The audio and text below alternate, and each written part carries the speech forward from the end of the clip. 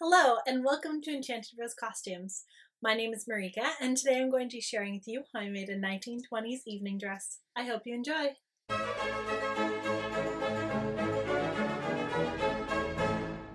My main inspiration for this dress came from this 1920s velvet rose chiffon dance frock. It was described as a pale lavender chiffon frock over a darker lavender slip with a natural rose-colored flower made of soft velvet. While I didn't use those colors for my gown, the description is quite lovely. And for my underdress, I used the instructions for this 1920s slip pattern. I will link both of these down below if you're interested in making something similar for yourself. I began by first taking my high bust, waist, and hip measurement, as well as the length measurement from my high bust to the length I wanted the slip to be. From there, I quartered my horizontal measurements and began drawing out my pattern according to the directions in the 1920s slip instructions. It is a fairly simple pattern to draft, and since this pattern piece is both the front and the back of the slip, I was able to whip up the pattern and sew it together in less than 3 hours. It's no 1-hour dress pattern, but I'm quite happy with it. With the pattern finished, I labeled it in my usual manner with the name of the pattern, the date, the seam allowance, and the bust and waist and hip measurements.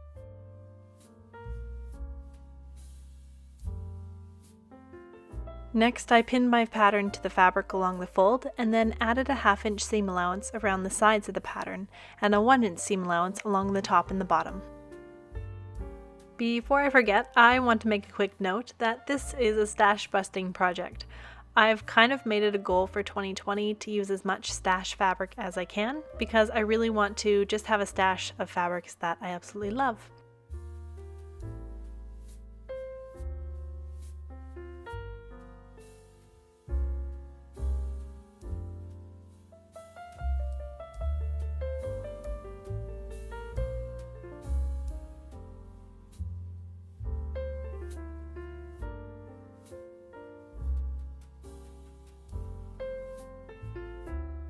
Putting the slip together is fairly straightforward. The following directions are how they described the making and finishing of the slip. I followed it for the most part, but I did improvise in a few areas. Step 1. First, stitch up the side seams with French seams. These appear on the wrong side at A and B. For my French seams, I stitched them up with a 1/4-inch seam allowance.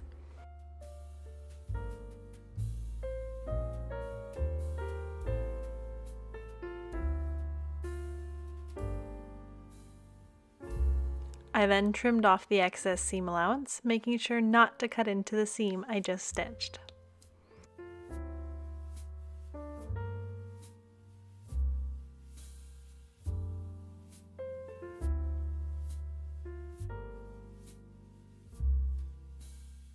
Step 2.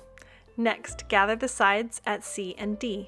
Draw the gathering threads up and make the first stitching of the French seam on the right side of the garment, tapering the seam down to nothing at the end as shown in E. The seam should be as narrow as possible. I could have used my machine to gather this portion up, but I found it was actually faster to do it with a needle and thread.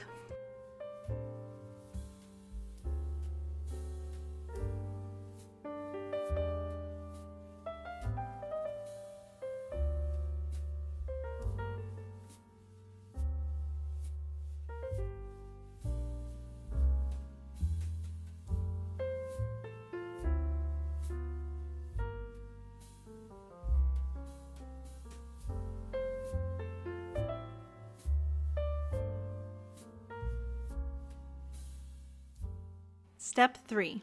When the second stitching of the French seam is made, the seam appears as at F on the wrong side of the garment.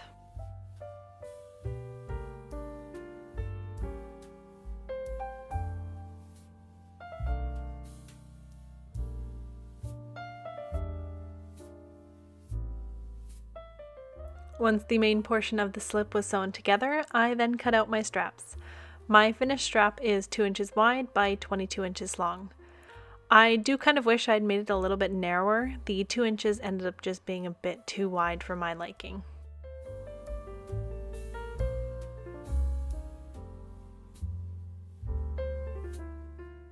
And this is the point where I started doing my own thing. The directions say, the slip's only trimming is a row of hand hem stitching through the center of the shoulder straps and around the casing at the top of the slip. This touch of handwork is very dainty, but machined hem stitching may be used with good effect. So because I'm making an underdress instead of a slip, I opted for sewing the straps with the right sides together and then turning them right sides out, so no stitching would be visible. Moving on to step 5, when the shoulder straps have been made, sew them to the raw edge at the top of the slip as shown at G and H. After, adjust them so they will be comfortable. When the upper edge of the slip is turned to make the casing, the strap will appear as at I. So I decided to do it a little differently. I instead turned the seam allowance of the strap in on itself and stitched it in place, and then I whipped that to the slip, just because I wasn't sure exactly where the straps were going to fall in relation to the overgown, so I wanted to make it so it was easily movable. To finish off the top of the slip, I double turned the top edge and pressed it in place, and then used my invisible hem stitch to secure it. Well, I am pretty much done the slip. It came together quite fast. All I need to finish doing is attaching the straps, and then of course adding the lace detail on the front, and then hemming it. Lengthwise, I think I might bring it up an inch or two. I know there's at least an inch in the hem, but I might bring it up a little bit more. The detailing on the hips is kind of cute. I really like it. Yeah, I'm happy with it. It's surprising, well, not surprisingly, it's extremely comfortable. I'm still not 100% sold on the silhouette of the 1920s, but it's not completely horrible. Okay. Anyways, time to get back to work. Once I was satisfied with my try-on, I marked the hem and then pressed it in place.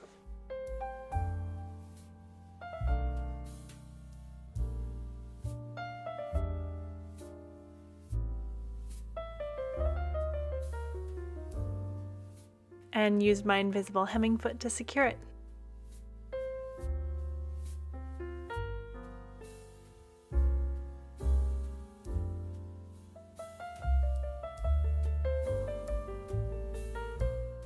And then I whipped the straps into place.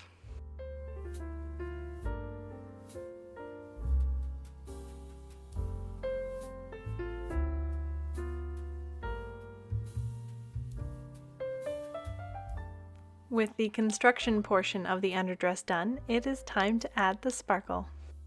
The trim I used on the undergown actually has a little bit of a story. This is from a show I worked on when I went to university. After the show closed, we were cleaning out the shop, and this was one of the scraps that was being tossed away. We were allowed to take home pieces that were being thrown out, so I grabbed this one because I couldn't let something so pretty go to waste. It took 7 years, but I am so happy I was finally able to use it on something. To secure it to the undergown, I pinned it in place and then used a tiny running backstitch to secure it around the edges.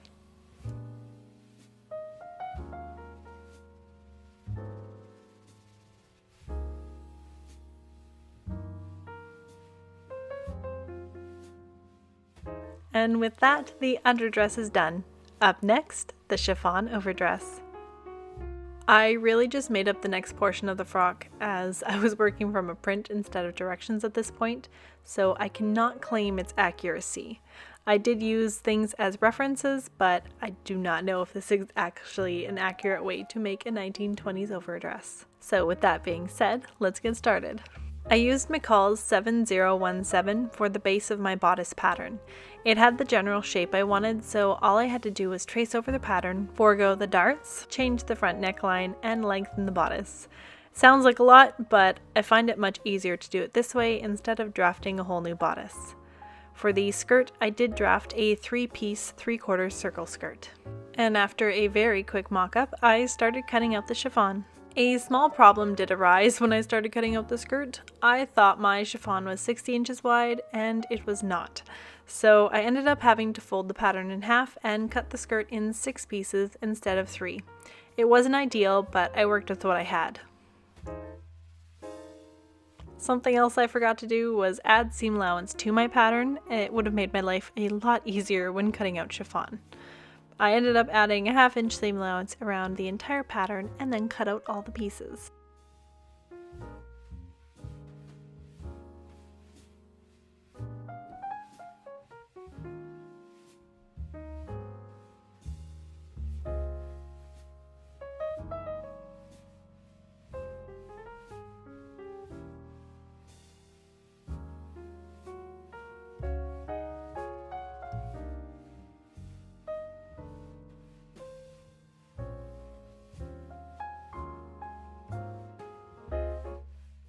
I seem to have misplaced the footage of me cutting out the bodice, but after cutting it out, I pinned it together with the wrong sides facing each other so I could finish the seams with a French seam.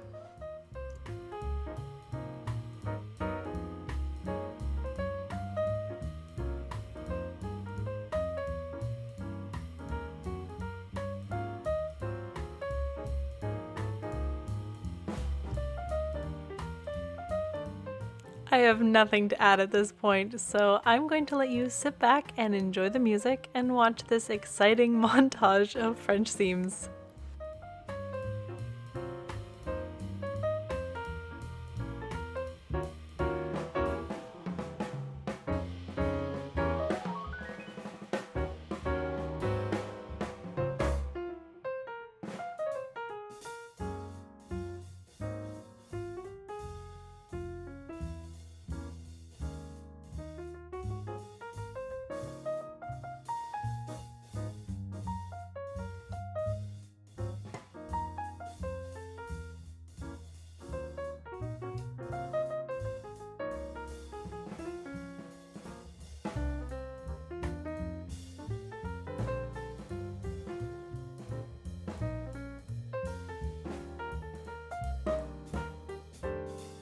After finishing all the French seams on the bodice, I repeated the exact same steps on this skirt.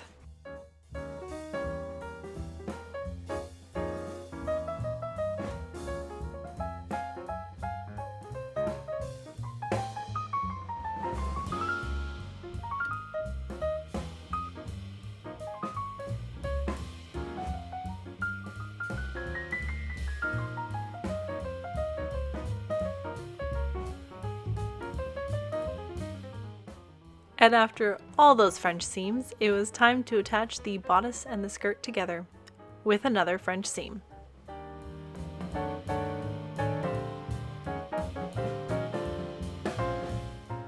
Are you sick of watching me sew French seams yet? I'm pretty sure I was at this point. Next, using a narrow zigzag stitch, I folded over the seam allowance and stitched around the arm's eye very close to the edge.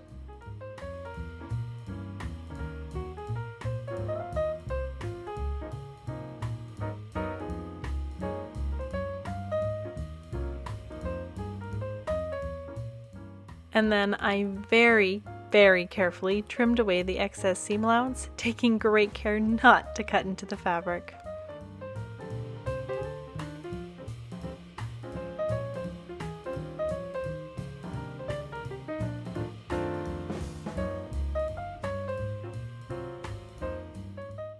And then I repeated the steps on the neckline.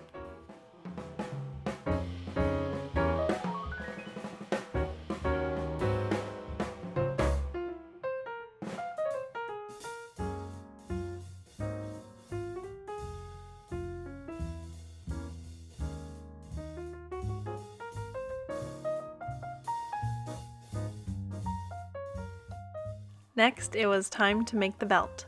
I cut 2 lengths of 5-inch wide chiffon and stitched them together along the short end.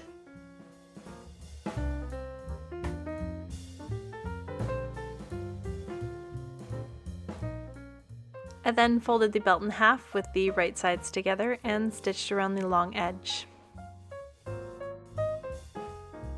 Next, I pinned the belt over top of the hip seam on the frock and used tacking stitches every couple of inches to secure them together.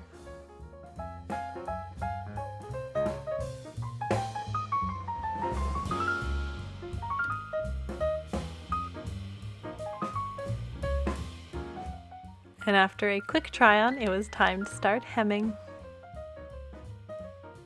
I let the dress hang for a while before I hemmed so any bias in the skirt could stretch out, and as you can see here, it stretched quite a bit.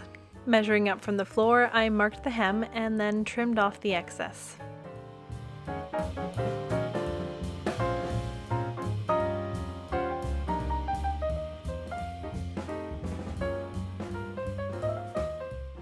And then I hemmed it using the same technique as before.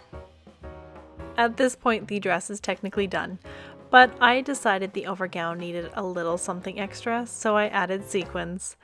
I had briefly contemplated adding beading around the neckline like this gown, but as time was a little short, I went with a simple line of sequins instead.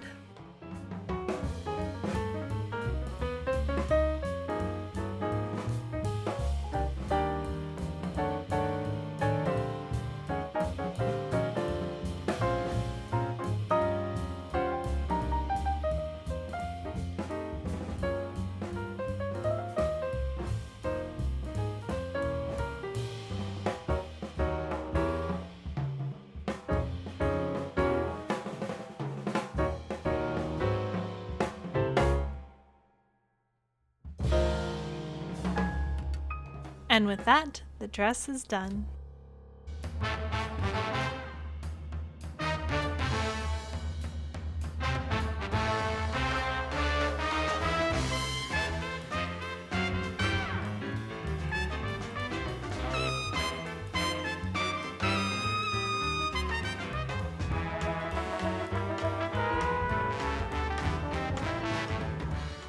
Well, I hope you enjoyed today's video. I'm happy with how this gown came out.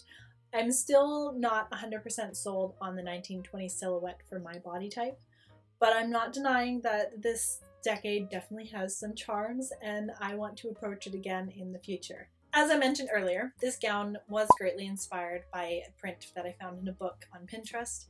I didn't complete everything that I wanted to get done.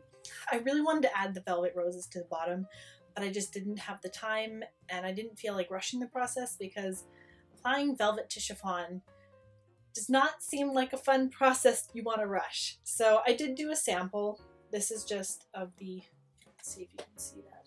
So it's just the velvet sewn on to the chiffon.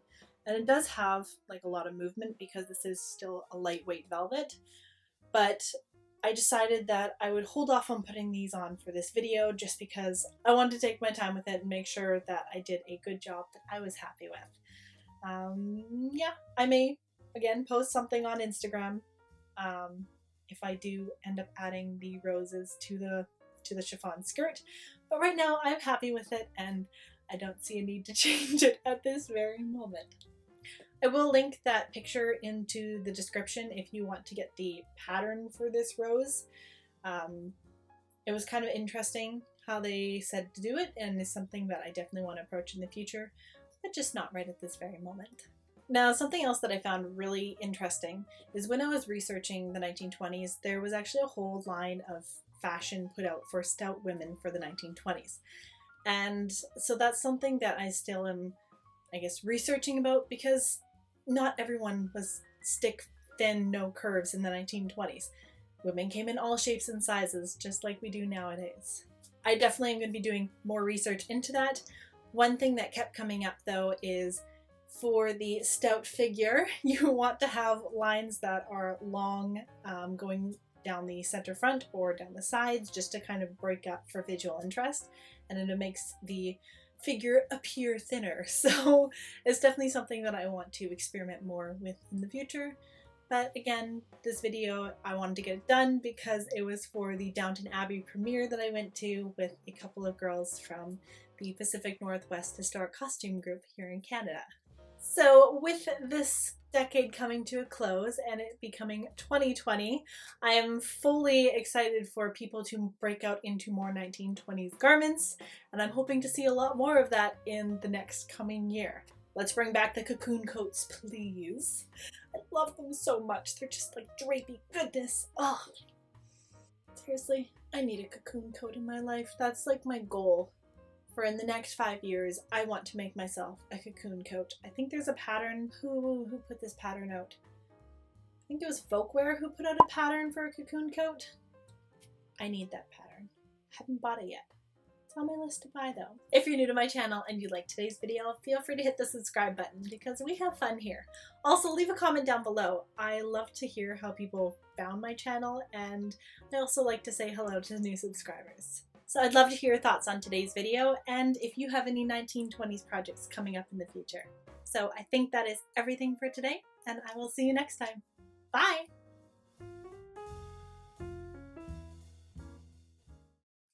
Come on, babe, why don't we paint the town? With all that jazz, I'm gonna rouge my knees and roll my stockings down. With all that jazz, start the car, I know a whoopee spot where the gin is cool and the piano's hot. It's just a noisy hall with a nightly brawl and all that jazz.